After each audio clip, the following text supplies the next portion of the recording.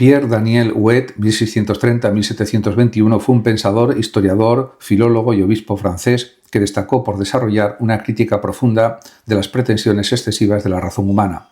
Aunque no alcanzó la fama de Descartes, Locke o Leibniz, desempeñó un papel importante en los debates filosóficos de finales del siglo XVII y comienzos del XVIII. Su pensamiento se caracteriza por un escepticismo moderado que buscaba señalar los límites del conocimiento humano sin caer en una negación absoluta de la verdad. La principal preocupación filosófica de Huet consistió en cuestionar la confianza excesiva que muchos pensadores modernos depositaban en la razón. En particular, dirigió sus críticas contra el cartesianismo. Consideraba que los filósofos racionalistas tendían a sobrevalorar la capacidad de la mente humana para alcanzar certezas absolutas acerca de la realidad.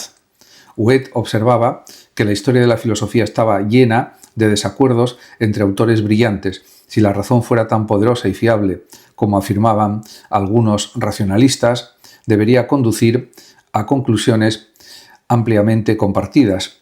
Sin embargo, lo que se encuentra es una sucesión de sistemas incompatibles entre sí. Este hecho le parecía una prueba de la fragilidad de las capacidades intelectuales humanas. Además, su obra más conocida desde el punto de vista filosófico es Censura de la filosofía cartesiana, donde sometió a examen crítico las doctrinas de Descartes. Huet cuestionó especialmente la posibilidad de alcanzar una certeza indudable mediante el razonamiento puro. A su juicio, incluso los principios aparentemente más evidentes pueden ser objeto de duda. No obstante, su escepticismo no era radical. No defendía que todo conocimiento fuera imposible, más bien sostenía que la razón humana debe actuar con prudencia y reconocer sus límites. El ser humano puede alcanzar conocimientos útiles y razonables, pero no posee una capacidad ilimitada para descubrir la verdad absoluta en todos los ámbitos. Esta actitud lo acercaba parcialmente a la tradición escéptica antigua, especialmente a la representada por Sexto Empírico, aunque Huet mantenía una orientación cristiana que lo diferenciaba de los escépticos clásicos. Para él, el reconocimiento de las limitaciones de la razón abría espacio para la fe religiosa.